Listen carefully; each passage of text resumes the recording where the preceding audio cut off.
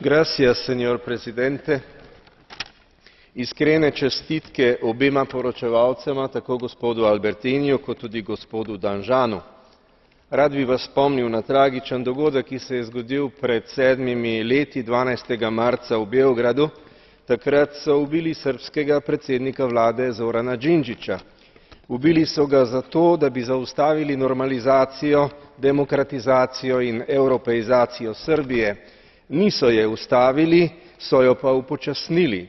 Ta dogodek je negativno vplival tudi na sosednje države in na celotno regijo.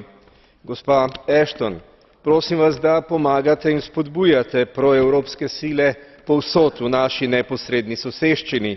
Nastopati morate pravočasno in preventivno. Odločila ste se, da prevzamete novo inštitucijo in novo funkcijo. Pravzaprav dve vlogi, kar dve inštituciji in postajate tako rekoč dvojna ikona. Za vas in za nas ni poti nazaj. Za vas je samo pot naprej. Zato vas prosim, da upravičite zaupanje, ki smo vam ga dali.